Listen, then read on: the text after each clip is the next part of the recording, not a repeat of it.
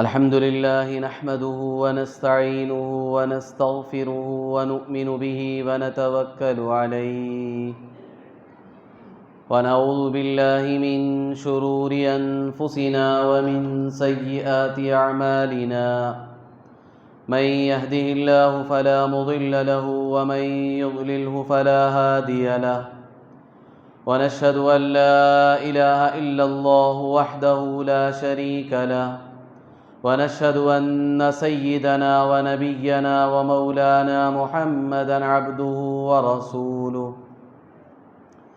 أما بعد فأعوذ بالله من الشيطان الرجيم بسم الله الرحمن الرحيم وإذ قالت الملائكة يا مريم إن الله اصطفاك وطهرك واصطفاك على نساء العالمين يا مريم اقنتي لربك واسجدي واركعي مع الراكعين ذلك من أنباء الغيب نوحيه إليك وما كنت لديهم إذ يلقون أقلامهم أيهم يكفل مريم وما كنت لديهم إذ يختصمون إذ قالت الملائكة يا مريم إن الله يبشرك بكلمة منه اسمه المسيح عيسى ابن مريم وجيها في الدنيا والآخرة ومن المقربين ويكلم الناس في المهد وكهلا ومن الصالحين قالت رب أنى يكون لي ولد ولم يمسسني بشر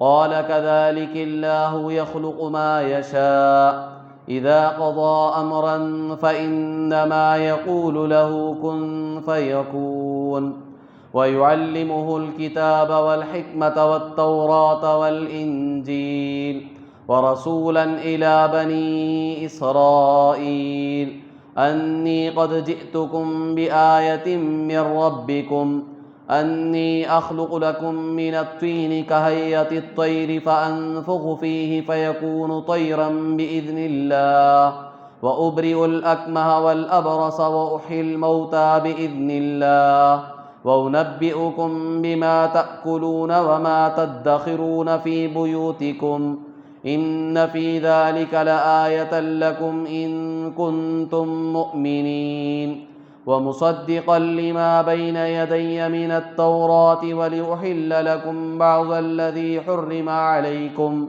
وجئتكم بآية من ربكم فاتقوا الله وأطيعون إن الله ربي وربكم فاعبدوه هذا صراط مستقيم صدق اللہ العظیم۔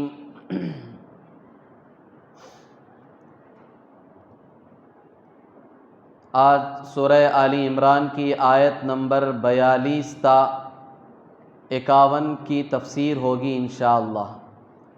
آیت نمبر 40 پر 2 تا 50 پر 1 کی تفسیر ہوگی انشاءاللہ۔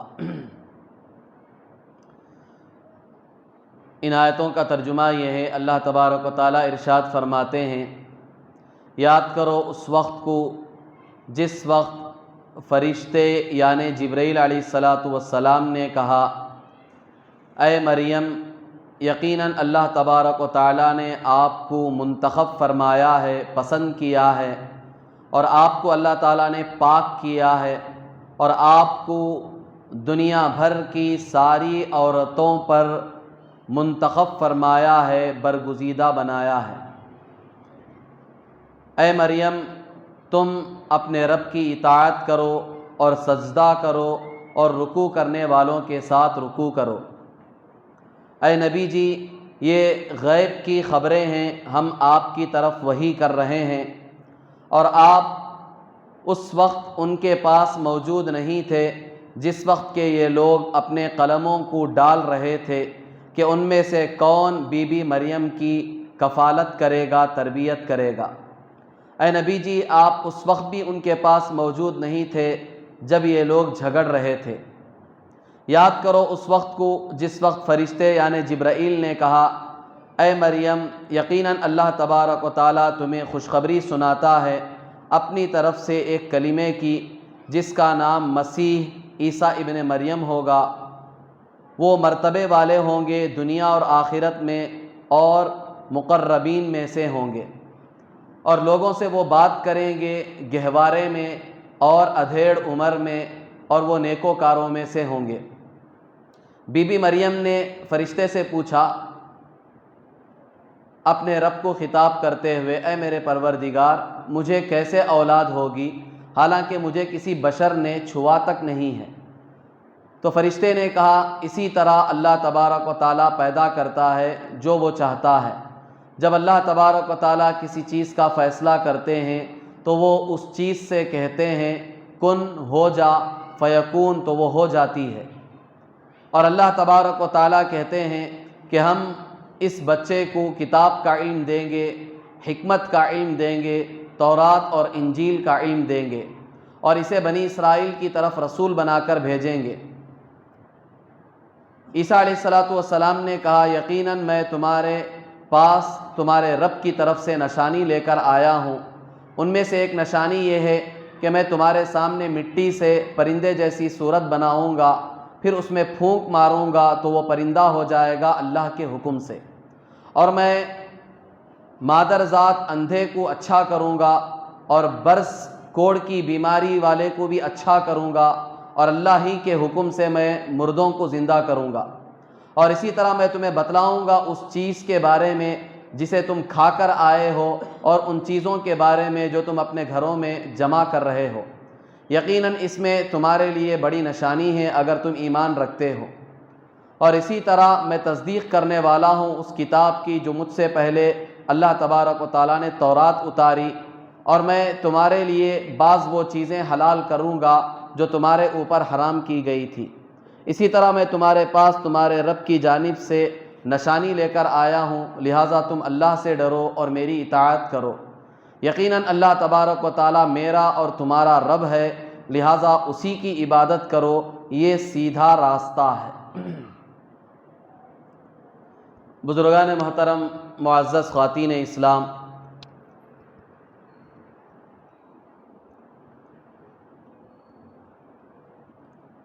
تقریباً یہ جو 10 آیتیں آپ کے سامنے پڑھی گئیں، اس کا ترجمہ آپ نے سنا تو اجمالی طور پر اندازہ ہو گیا کہ اس میں بی بی مریم اور اسی طرح آپ کے بیٹے عیسیٰ علیہ السلام کا ذکر کیا گیا۔ بہت ساری عجیب و غریب باتیں اور اسی طرح کرامات اور معجزات کا ان آیتوں میں اللہ تبارک و تعالیٰ نے ذکر فرمایا ہے، اور ہمارے لیے بھی اس میں بہت سا سبق ہے کہ ہم ان چیزوں کو غور سے سنیں اور اس پر عمل کرنے کی کوشش کریں۔ سب سے پہلی آیت میں اللہ تبارک و تعالیٰ نے اس واقعے کو یاد دلایا اور کہا کہ یاد کرو اس وقت جب فرشتے نے آ کر بی بی مریم سے کہا کہ اللہ تبارک و تعالیٰ نے تمہیں منتخب کیا ہے، پسند کیا ہے، اللہ تعالیٰ نے تمہیں چن لیا ہے۔ ویسے تو اللہ تبارک و تعالیٰ نے ہی پورے انسانوں کو پیدا کیا ہے، لیکن ان میں اللہ کے چند مخصوص بندے اور بندیاں ہوتی ہیں جن کو اللہ تبارک و تعالیٰ خاص خاص کاموں کے لیے چن لیتے ہیں، پسند کر لیتے ہیں۔ انہی میں سے ایک اللہ کی پاک مقدس بندی بی بی مریم تھی۔ قرآن میں اللہ تعالیٰ خود کہتے ہیں، فرشتے کی زبانی جبریل علیہ السلام سے کہلا بھیجا کہ ان سے کہہ دو کہ ہم نے تمہیں چن لیا ہے، منتخب کر لیا ہے۔ مطلب کیا ہے؟ ایک خاص کام کے لیے اللہ کی نظر تمہارے اوپر پڑی ہے، اللہ تم سے کچھ کام لینا چاہتے ہیں۔ اور آگے اللہ تعالیٰ نے کہا وَطَہَّرَكِ، اور ہم نے تمہیں پاک صاف کر دیا ہے۔ تمہارے اوپر آگے جتنی تہمتیں لگیں گی، جو کچھ ہوگا، ان سب چیزوں سے ہم تمہیں پاک کریں گے، یہ ہماری گارنٹی۔ وہ واقعات کیا تھے آگے اس کی تفصیلات آئیں گی۔ جس کا اللہ تبارک و تعالیٰ نے شروع ہی میں تذکرہ کر دیا اور بی بی مریم کو بشارت دے دی، خوشخبری سنا دی، پریشان ہونے کی ضرورت نہیں ہے، تمہارے ساتھ اب عجیب و غریب واقعات پیش آئیں گے کہ دنیا میں اب تک ایسے واقعات نہیں پیش آئے، وہ واقعات اب تمہارے ساتھ پیش آئیں گے، کیونکہ ہم تمہارے ذریعے سے وہ واقعات دنیا کو دکھانا چاہتے ہیں، اور اس کی وجہ سے تمہارے اوپر تہمت بھی لگے گی، لیکن ہم تمہیں پاک کریں گے، ہم تمہیں بچائیں گے، تمہاری طہارت کی گواہی ہم خود دیں گے، دنیا والوں کو معلوم ہوگا کہ تم وہ نہیں ہو جو دنیا تمہارے بارے میں تصور کرتی ہے، سمجھتی۔ اور پھر آگے خوشخبری سنائی بی بی مریم کو، وَاصْطَفَاكِ عَلَى نِسَاءِ الْعَالَمِينَ، کہ ہم نے تمہیں دنیا بھر کی ساری عورتوں پر منتخب کر لیا ہے، پسند کر لیا۔ اس وقت دنیا میں جتنی بھی عورتیں تھیں ان کے زمانے میں، بی بی مریم کے زمانے میں، بی بی مریم کون ہے؟ عیسیٰ علیہ السلام کی والدہ۔ اس وقت اس زمانے میں دنیا میں جتنی بھی عورتیں تھیں، اللہ تعالیٰ کہتے ہیں ان ساری عورتوں پر ہم نے تمہیں فضیلت بخشی ہے، سب سے اونچا مقام ہم نے تمہیں دیا۔ ایک خاص فضیلت بی بی مریم کی بیان کی گئی، اور یہ صرف اس زمانے کی عورتوں پر ان کو فضیلت تھی، قیامت تک کی ساری عورتوں پر، اس امت کی عورتوں پر نہیں، اس لیے کہ صحیح احادیث میں خود اللہ کے رسول صلی اللہ علیہ وسلم نے فرمایا، خیر نساء، دنیا کی بہترین عورتوں میں ایک بی بی مریم ہے اور دوسری میری بیوی، جو پہلی بیوی تھی حضور صلی اللہ علیہ وسلم کی، حضرت خدیجہ رضی اللہ تعالی عنہا۔ یہ بالکل صحیح روایت سے ثابت ہے، حضور صلی اللہ علیہ وسلم نے خود کہا کہ دنیا کی بہترین عورتوں میں یہ دو عورتیں گزری ہیں، ایک بی بی مریم اور دوسری میری بیوی خدیجہ رضی اللہ تعالی عنہا۔ تو اس سے یہ معلوم ہوا کہ یہاں اللہ نے جو فضیلت بیان کی ہے ان کی، وہ اس زمانے کی عورتوں میں ساری عورتوں پہ سب سے بہتر عورت تھی۔ اور اسی طرح دوسری روایتوں میں اللہ کے رسول صلی اللہ علیہ وسلم نے فرمایا، دنیا میں کامل عقل والے مرد تو بہت گزرے ہیں اور آئندہ بھی آئیں گے قیامت تک، لیکن عورتوں کو اللہ نے آدھی عقل دی ہے، عورتوں کو اللہ نے آدھی عقل دی ہے مرد کے مقابلے میں۔ ہاں، بعض عورتیں مرد کے مقابلے میں ہوتی ہیں، ان کی ٹکر کی ہوتی ہیں، اور بعض عورتیں تو مرد سے بھی آگے نکل جاتی ہیں۔ تو یہ جو حدیث میں اللہ کے رسول صلی اللہ علیہ وسلم نے کہا کہ عورتوں کو اللہ نے آدھی عقل دی ہے، وہ اکثریت کے اعتبار سے ہے، یعنی اکثر عورتیں دنیا کی وہ آدھی عقل کی ہوں گی مرد کے مقابلے میں، ان کی عقل آدھی ہوگی۔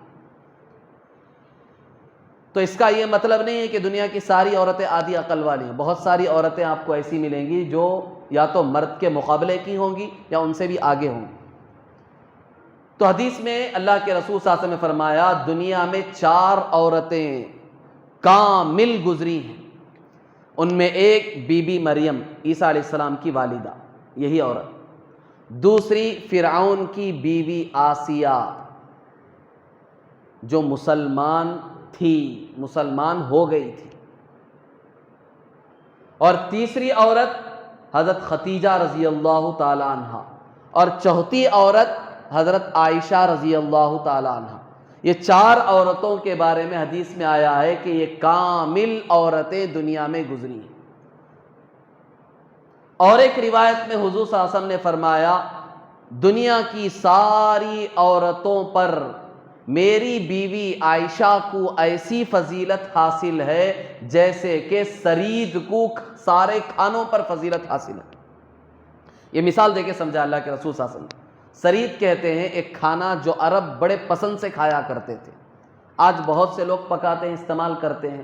گوشت کا جو سالن ہوتا ہے اس میں آپ روٹی کے ٹکڑے توڑ توڑ کے ڈال دیں، بھیگنے کے لیے چھوڑ دیں، کچھ وقفے کے بعد آپ اسے تھوڑا سا آنچ میں، آگ میں پکا دیں، تو وہی کھانا سرید کہلاتا ہے۔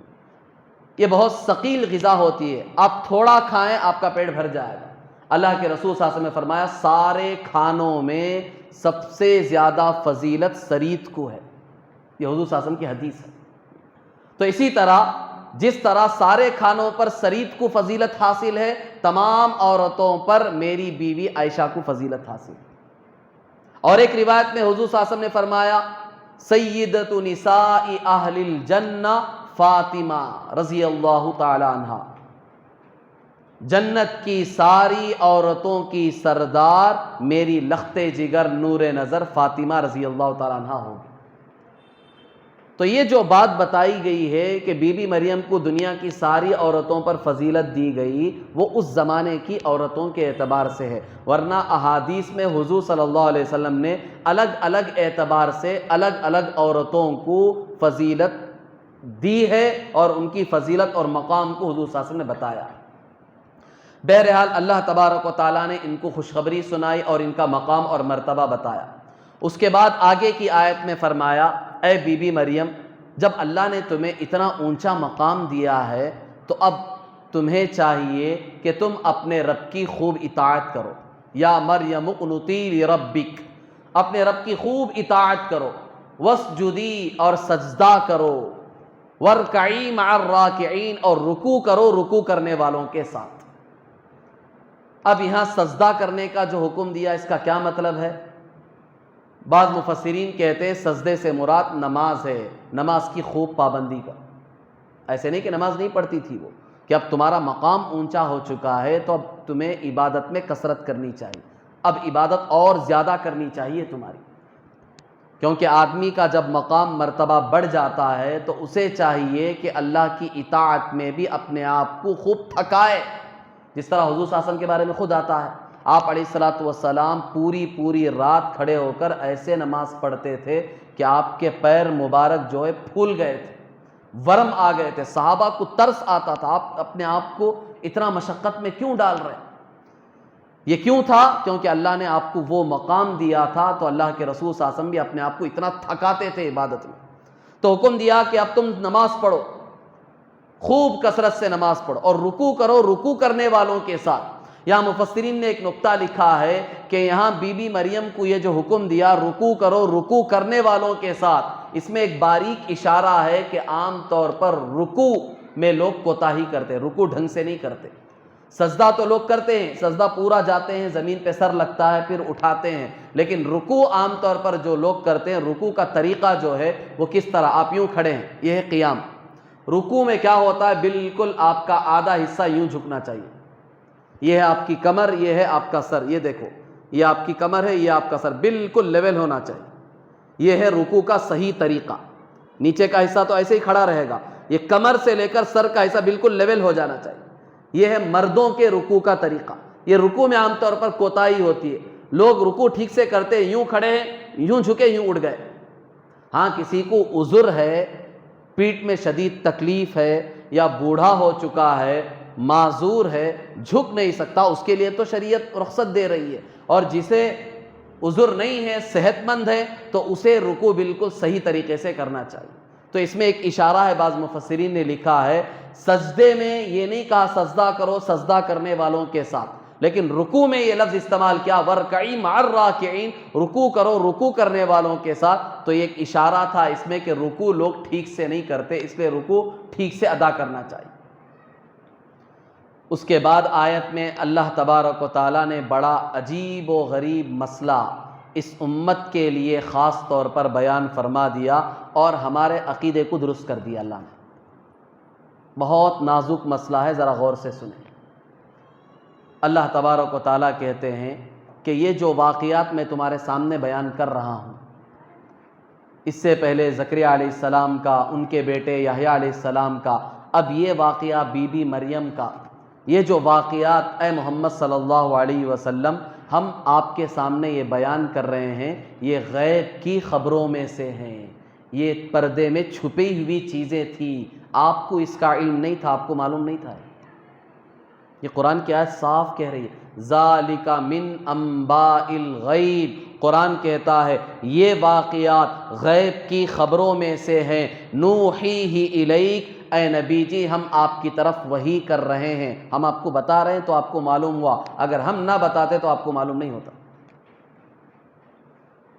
ایک عقیدہ ہمارا بالکل صاف کر دیا کہ اللہ کے رسول صلی اللہ علیہ وسلم عالم الغیب نہیں تھے، آپ کو پورے غیب کا علم نہیں تھا۔ یہ بات الگ ہے کہ حضور صلی اللہ علیہ وسلم نے ہمیں زمین کے نیچے کی چیزیں کا علم بتایا، قبر کے اندر کیا ہوتا ہے وہ بتایا، آسمانوں کے اوپر کا علم بتایا، جنت کے بارے میں بتایا، دوزخ کے بارے میں بتایا، جو کچھ چیزیں چھپی ہوئی ہیں جسے ہم قیامت کی صبح تک نہیں جان سکتے، وہ چیزیں ہمیں حضور صلی اللہ علیہ وسلم نے بتا دی، اور قیامت کب آئے، کیسے آئے گی، اس کی نشانیاں کیا ہوں گی، یہ حضور صلی اللہ علیہ وسلم نے ہمیں بتا دیا ہے، لیکن اللہ کے بتانے سے بتایا ہے، خود نہیں بتایا حضور صلی اللہ علیہ وسلم نے۔ حضور صلی اللہ علیہ وسلم کو خود علم نہیں تھا، اللہ نے آپ کو بتایا تو آپ علیہ الصلاۃ والسلام نے اس امت کو بتایا۔ تو یہ جو بعض لوگوں کا عقیدہ ہے، بعض لوگ یہ سمجھتے ہیں حضور صلی اللہ علیہ وسلم عالم الغیب تھے، جس طرح اللہ کو سارے غیب کا علم ہے، حضور صلی اللہ علیہ وسلم کو بھی سارے غیب کا، سب چھپی ہوئی چیزوں کا علم تھا۔ یہ عقیدہ صحیح نہیں ہے۔ حضور صلی اللہ علیہ وسلم نے بہت سی غیب کی باتیں ہمیں بتائی ہیں، جیسے ابھی میں نے ذکر کیا، خبر کی باتیں، حشر کی باتیں، قیامت کی باتیں، قیامت کی نشانیاں، جنت، دوزخ، آسمانوں کے احوال سب بتائے، لیکن اللہ کے بتانے سے بتائے۔ اور اس کے علاوہ بہت ساری چیزیں ایسی ہیں جو حضور صلی اللہ علیہ وسلم کو خود معلوم نہیں تھی۔ آپ سورہ کہف پڑھ کر دیکھیں، پڑھو سورہ کہف۔ یہودی جب حضور صلی اللہ علیہ وسلم کے پاس آئے تھے سوال لے کر کہ ہم آپ سے 3 سوال کرتے ہیں، واقعی اگر آپ نبی ہیں تو ہمیں بتا کر دکھائیں۔ ذوالقرنین کے بارے میں بتائیں آپ، جس نے مشرق سے لے کر مغرب تک کا سفر کیا تھا، وہ کون تھا، وہ کیسا تھا، وہ کس زمانے کا تھا، آپ بتائیں۔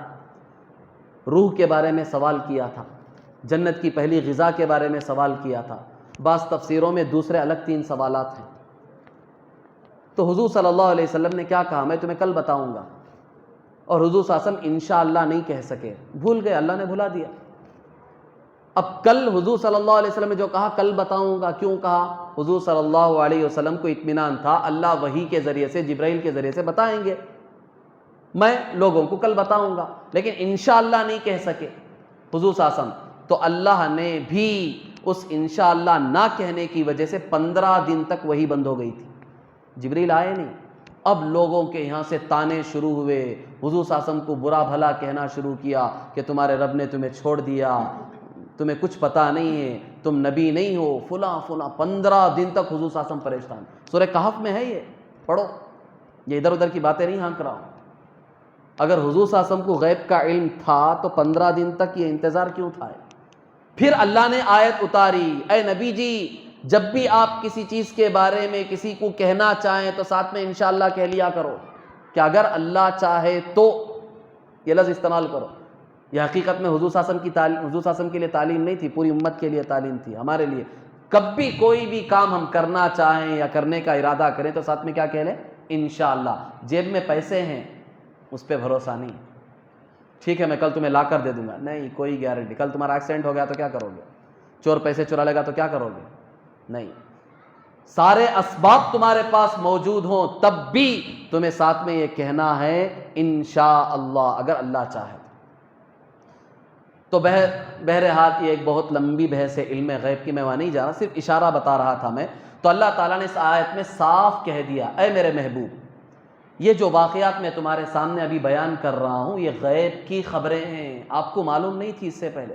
نوحیہ الیک، ہم خود آپ کو بیان کر رہے ہیں، ہم آپ کو سنا رہے ہیں، آپ کی طرف وحی کر رہے ہیں۔ اب آگے دیکھو، آگے پھر اور صراحت سے اللہ تعالیٰ آیت میں آپ کے علم غیب کا انکار کر رہے ہیں اور بتا رہے ہیں آپ کو غیب کا علم نہیں تھا۔ وما كنت لديهم اذ يلقون اقلامهم ايهم يكفل مریم، اے نبی جی آپ اس وقت ان کے پاس موجود نہیں تھے جب بی بی مریم کو ان کی والدہ لے کر مسجد میں آئی تھی، مسجد اقصی، جو واقعہ آپ کو میں نے گزشتہ ہفتہ، اس سے پہلے ہفتہ، 2 ہفتے سے سناتا ہوا آ رہا۔ منت مانی تھی، بچی کو لے کر آئے تو مسجد میں جو 29 خادمین تھے وہ اور خود زکریا علیہ السلام سب نے تمنا ظاہر کی بچی کی پرورش ہم کریں گے، بچی کی پرورش ہم کریں گے، کیونکہ امام صاحب کی بیٹی ہے۔ تو اللہ تعالیٰ وہ واقعہ یاد دلا کے حضور صلی اللہ علیہ وسلم سے کہہ رہے ہیں، اے نبی جی آپ اس وقت وہاں موجود نہیں تھے جس وقت یہ لوگ آپس میں اپنے قلموں کو ڈال رہے تھے نہر اردن میں کہ کون ان کی پرورش کرے. اور دوسری آیت میں پھر خود اللہ کے رسول صلی اللہ علیہ وسلم سے وَمَا كُنْتَ لَدَيْهِمْ اِذْ يَخْتَصِمُونَ، اے نبی جی آپ اس وقت بھی وہاں موجود نہیں تھے جس وقت وہ آپس میں جھگڑ رہے تھے. یہ سب غیب کی باتیں تھی، ہم نے آپ کو بتائی تو آپ کو معلوم. پھر آگے کی آیت میں اللہ تبارک و تعالیٰ نے کہا یاد کرو ذرا اس وقت کو جب جبرائیل علیہ السلام فرشتے نے بی بی مریم سے کہا کہ اللہ تبارک و تعالیٰ آپ کو خوشخبری سناتا ہے ایک لڑکے کی، اپنے ایک کلیمے کی. یہ جبریل علیہ السلام نے آ کر خوشخبری کب سنائی؟ واقعہ میں نے آپ کو وہاں تک سنایا تھا کہ بی بی مریم کو ان کی والدہ نے لا کر مسجد میں دے دیا. زکریا علیہ السلام نے ذمہ داری لی اور مسجد کے بالکل باہر کے حصے میں سیڑھی لگائی اور ایک کمرہ بنایا، وہاں ان کی پرورش کی، وہیں وہ بڑی ہوئی. ایک دن ایسا ہوا کہ وہ غسل کرنے کے لیے غسل خانے میں تھوڑا سا دور حصے میں چلی گئی، مشرقی جانب غسل کرنے کے لیے گئی. اب اللہ تبارک و تعالیٰ نے جبریل علیہ السلام کو بھیجا.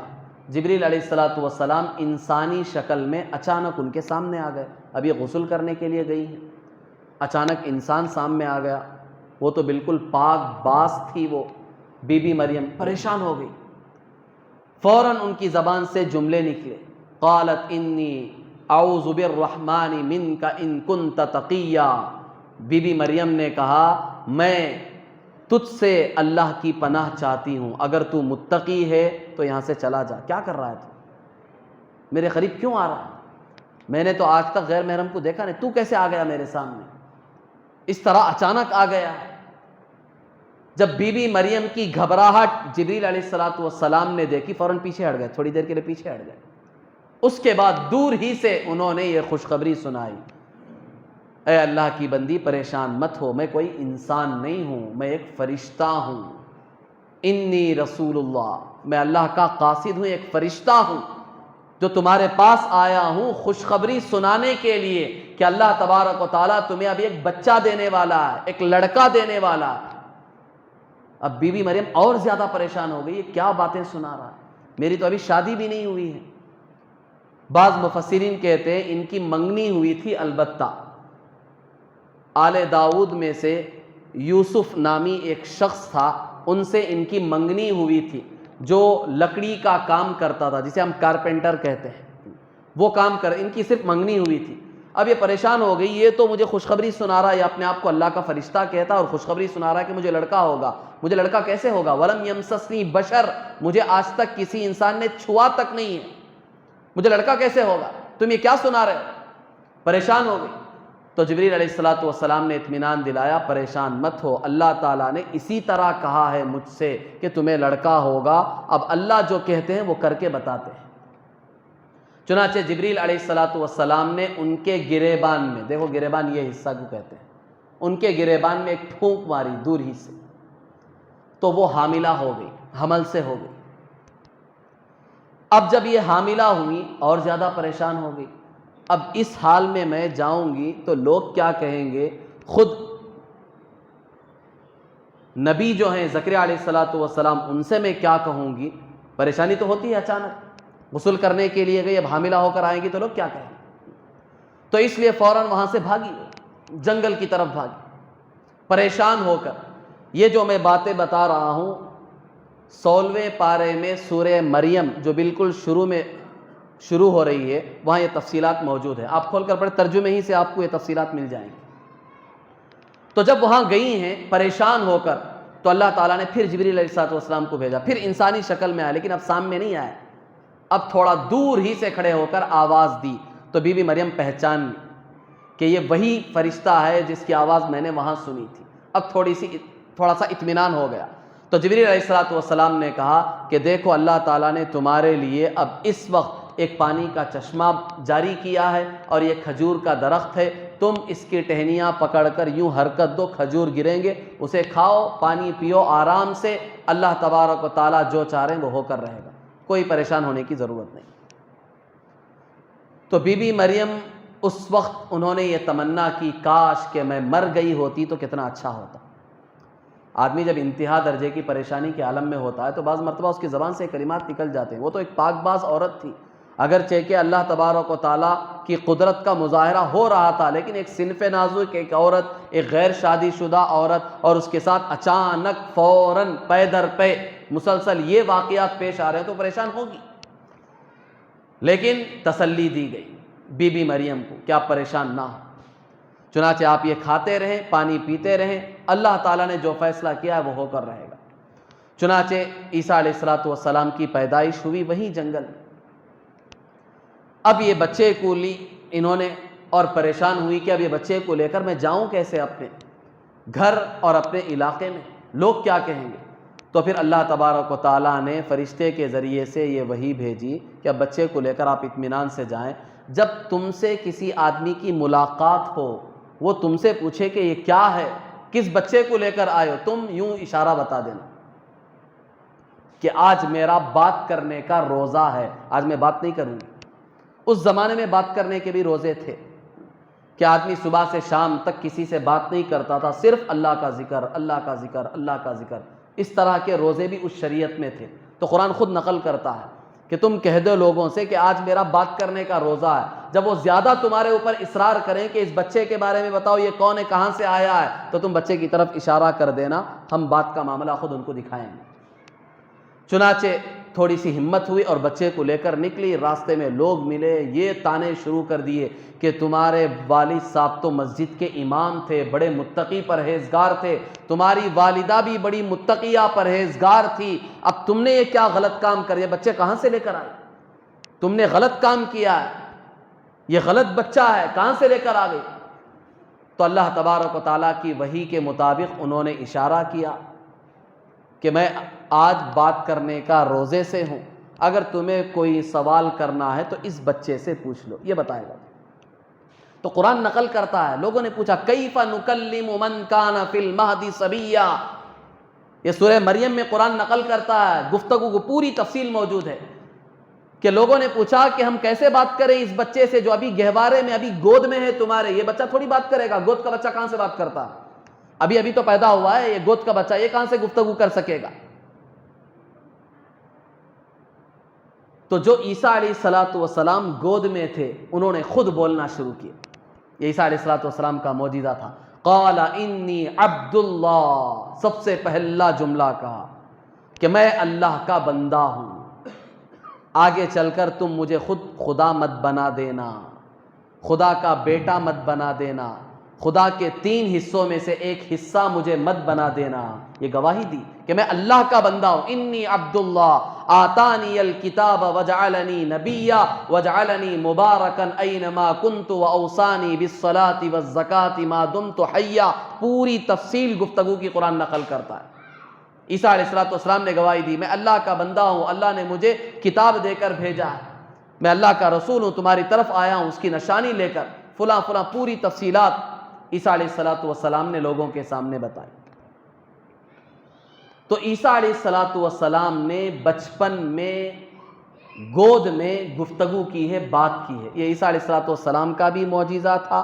اور اسی طرح حیات الحیوان جو مشہور و معروف کتاب ہے جس میں خاص طور پر جانوروں کی تفصیلات لکھی ہوئی ہے، اس میں لکھا ہوا ہے کہ دنیا میں تقریباً 4 بچوں نے بالکل ابتدا زمانے میں انہوں نے گفتگو کی ہے، بات کی ہے، جو زمانہ بول چال کا نہیں، ابھی بچہ پیدا ہوتا ہے کہاں سے بولنے لگتا ہے، کم از کم 6 مہینے 8 مہینے 1 سال لگ جاتے ہیں بچے کو بولنے کے لیے، تھوڑا تھوڑا بولنا شروع کرتا ہے۔ اور یہ جو 4 بچے ہیں انہوں نے ایسا کلام کیا ہے، ایسی گفتگو کی ہے جس طرح ایک عقل مند آدمی عاقلانہ انداز میں گفتگو کرتا ہے، اس طرح یہ 4 بچوں نے گفتگو کی۔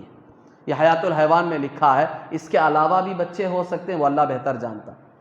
وہ 4 بچے کون تھے؟ سب سے پہلا بچہ، ایک عورت تھی زانیہ، زنا کرنے والی، اسے ایک بچہ پیدا ہوا تو اس نے اس بچے کی نسبت ایک نیک عالم جو اللہ والے تھے جن کا نام تھا جریج، ان کی طرف کر دی اور کہا کہ یہ انہی کا بچہ ہے۔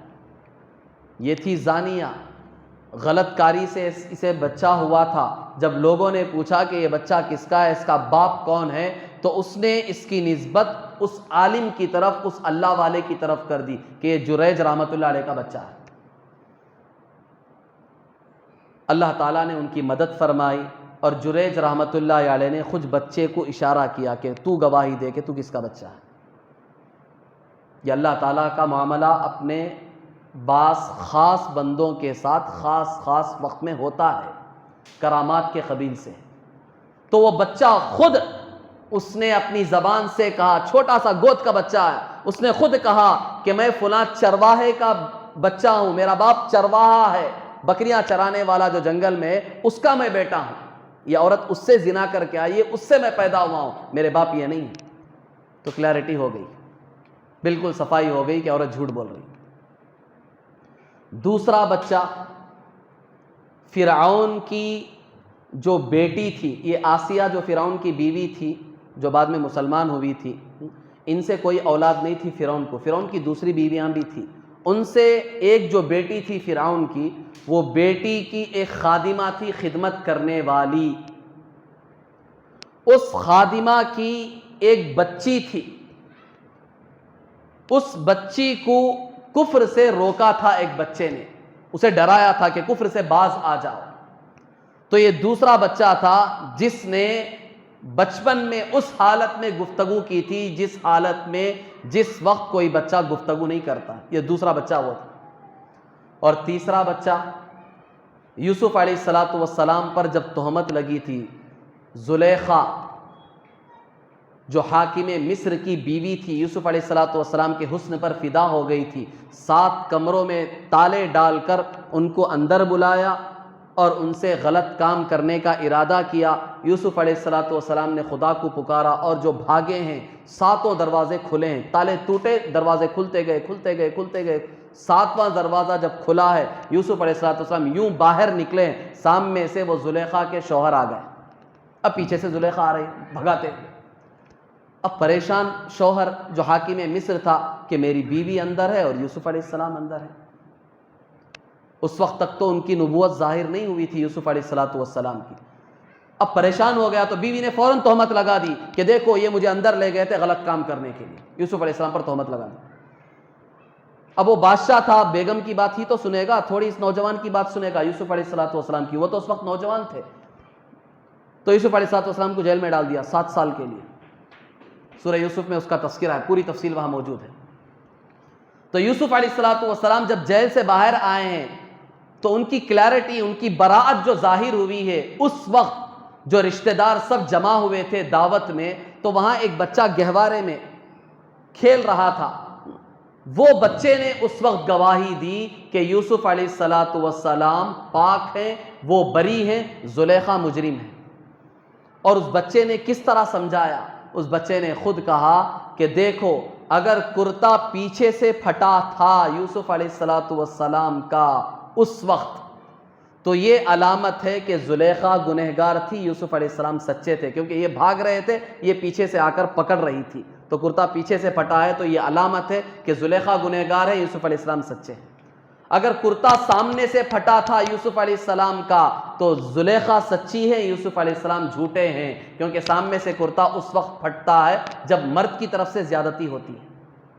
تو جب دیکھا گیا تو یوسف علیہ السلام کا کرتا پیچھے سے پھٹا تھا، تو اطلاع ہو گئی، سب کے سامنے یہ بات بالکل واضح ہو گئی کہ گنہگار زلیخا تھی۔ یہ بچے نے گواہی دی تھی، یہ طریقہ بتایا تھا۔ تو یہ 3 بچے تو یہ ہو گئے، اور چوتھا خود عیسیٰ علیہ السلام ہیں، جنہوں نے بچپن میں خود ایسی گفتگو کی جیسے کہ ایک عقل مند گفتگو کرتا، کھلم کھلا سب کے سامنے بتا دیا کہ میں اللہ کا بندہ۔ تو اب یہاں جبریل علیہ السلام نے ان کو خوشخبری سنائی کہ اللہ تبارک و تعالیٰ آپ کو خوشخبری سناتا ہے اپنے کلمے کی، بکلمۃ منہ، اپنے کلمے کی اللہ خوشخبری سناتا ہے۔ یہاں اللہ تبارک و تعالیٰ نے عیسیٰ علیہ السلام کو کلمہ کہا۔ کلمہ کہنے کا مطلب کیا ہے کہ عیسیٰ علیہ السلام چونکہ جبریل علیہ السلام کے پھونک سے پیدا ہوئے تھے، پھونک سے، عام بچے جس طرح پیدا ہوتے ہیں اس طرح عیسیٰ علیہ السلام نہیں پیدا ہوئے، بغیر باپ کے صرف اللہ تبارک و تعالیٰ کے کلمہ کن ہو جا اس کلمے سے پیدا ہوئے تھے، اس لیے قرآن نے عیسیٰ علیہ السلام کو اللہ کا کلمہ کہا کہ یہ اللہ کے کلمات ہیں۔ پھر آگے اس آیت میں عیسیٰ علیہ السلام کی تعریف کی اللہ تبارک و تعالیٰ نے اور ایک معجزہ بتایا، وَيُكَلِّمُ النَّاسَ فِي الْمَهْدِ وَكَهْلًا، کہ عیسیٰ علیہ السلام کا ایک معجزہ تو یہ ہوگا کہ وہ بچپن میں بات کریں گے، جو ابھی واقعہ میں نے آپ کو سنایا، اور دوسرا وَكَهْلًا، اور یہ ادھیڑ عمر میں بھی بات کریں گے۔ ادھیڑ عمر جوانی اور بڑھاپا دونوں کے درمیان کی جو عمر ہے اسے ادھیڑ عمر کہتے ہیں، جسے انگریزی میں مڈل ایج کہتے ہیں۔ انگریزی میں جو ہم کہتے ہیں مڈل ایج، جو نوجوان اور بوڑھا دونوں کے بیچ کی جو عمر ہوتی ہے اسے مڈل ایج کہتے ہیں۔ اب یہ مڈل ایج مفسرین نے اسے 40 سے لے کر 60 کے درمیان کی عمر کو مڈل ایج کہا ہے، ادھیڑ عمر اسے اردو میں کہتے ہیں۔ اور انگریزی جو ڈکشنریاں ہیں آپ کی، محققین کی تحقیق، وہ بھی آج یہی بیان کرتے ہیں، آکسفورڈ ڈکشنری میں بھی آپ کو تفصیل یہی ملے گی ادھیڑ عمر کے بارے میں۔ بعض نے 45 to 65 لکھی ہے، یہ مڈل ایج کہلاتی، بعض نے 40 to 60 کو مڈل ایج کہا ہے، بعض نے 40 to 65 کو مڈل ایج کہا ہے۔ بہرحال تقریباً یہی عمر ہے، 40 سے لے کر 60 کے درمیان کی عمر، اسے ادھیڑ عمر کہتے ہیں اردو میں، اور عربی میں کہلن کہتے ہیں، اور انگریزی میں مڈل ایج کہتے ہیں۔ تو اللہ تعالیٰ نے قرآن میں یہ لفظ استعمال کیا کہ عیسیٰ علیہ السلام لوگوں سے گفتگو کریں گے گہوارے میں، بچپن میں، اور دوسرا مڈل ایج میں، ادھیڑ عمر میں بھی گفتگو کریں گے۔ تو اب یہ ادھیڑ عمر میں گفتگو کرنا کوئی بڑی بات تو نہیں ہے، معجزہ تو نہیں ہے، میں بھی بات کرتا ہوں، آپ بھی بات کرتے ہیں، بڑی عمر میں یہ کیا معجزہ ہوا؟ تو اللہ تعالیٰ نے اس کا کیوں ذکر کیا ہے؟ تو مفسرین میں اس میں 2 نقطے بیان کیے ہیں۔ اللہ تعالیٰ نے یہاں ادھیڑ عمر کا ذکر جو کیا، مڈل ایج میں بھی عیسیٰ علیہ السلام بات کریں گے، ایک وجہ تو یہ کہ بچپن میں جو عیسیٰ علیہ السلام بات کریں گے وہ ایسے بات کریں گے جس طرح ایک آدمی، عقل مند آدمی مڈل ایج میں جس طرح پورے ہوش و حواس کے ساتھ پورے عاقلانہ انداز میں بات کرتا ہے، اسی طرح عیسیٰ علیہ السلام بالکل چھوٹے سے بچے ہو کر بات کریں گے۔ جیسے ایک بڑا آدمی 40 سال کی عمر والا جس کی عقل پوری کامل ہو چکی ہو، وہ جس طرح بات کرتا ہے، عیسیٰ علیہ السلام بالکل گہوارے میں ماں کی گود میں اس طرح بات کریں گے، چھوٹے بچوں کی طرح ہچکچاتے ہوئے اس طرح بات نہیں کریں گے، بالکل ایک عقل مند آدمی جس طرح بات کرتا ہے اس طرح بات کریں گے۔ ایک وجہ تو یہ، اور دوسری وجہ اس میں اشارہ ہے کہ عیسیٰ علیہ السلام قیامت کے قریب آئیں گے، کیونکہ عیسیٰ علیہ السلام جو آسمانوں پر اٹھائے گئے ہیں وہ 33 سال کی عمر میں اٹھائے گئے، اور 33 سال کی عمر کو مڈل ایج نہیں کہتے، اردو میں اسے ادھیڑ عمر نہیں کہتے، عربی میں اسے کہلن، زمانے کہولت نہیں کہتے۔ قرآن یہ جو کہہ رہا ہے کہ عیسیٰ علیہ السلام ادھیڑ عمر میں مڈل ایج میں بات کریں گے، تو اس کا مطلب یہ ہے کہ دوبارہ آئیں گے۔ یہ آپ کے ایک معجزے کی طرف اشارہ ہے کہ اب تو ہم نے ان کو اٹھا لیا ہے آسمانوں پر، لیکن قیامت کے قریب آئیں گے، ان کی ایج مڈل کو پہنچے گی، وہ ادھیڑ عمر کو پہنچیں گے، پھر بھی وہ لوگوں کے سامنے گفتگو کریں گے۔ یہ اشارہ ہے قرب قیامت میں عیسیٰ علیہ السلام آئیں گے اور لوگوں سے گفتگو کریں گے۔ غرض بزرگان محترم، اس سلسلے میں بعض خود ہمارے ترقی یافتہ، جسے آپ پروفیسرز کہہ سکتے ہیں، آج دنیا کے نوجوانوں کا ایک بہت بڑا طبقہ جن کی طرف مائل ہے، جن سے متاثر ہے، وہ ان کے بیانات کو سن کر بڑے واہ واہ کرنے لگا ہے، واہ واہ کر رہا ہے۔ انہوں نے اس کی کیا تفسیر کی ہے اور عیسیٰ علیہ السلام کے بارے میں ان کا کیا عقیدہ ہے، انشاءاللہ آئندہ ہفتہ انہی آیتوں کے ذیل میں اور مزید تفصیلات کے ساتھ آپ حضرات کے سامنے میں بیان کروں گا۔ اللہ تعالیٰ سے دعا ہے کہ اللہ تبارک و تعالیٰ ہم سب کے عقائد کی درستگی کے فیصلے فرمائے، اللہ تعالیٰ ہم سب کے عقائد کو درست فرمائے، اور صحیح اور کامل عقیدہ، اسلام کا جو عقیدہ ہے، جو نظریہ ہے، اللہ تعالیٰ ہم سب کو وہ عطا فرمائے۔ آمین۔ وآخر دعوانا الحمد للہ رب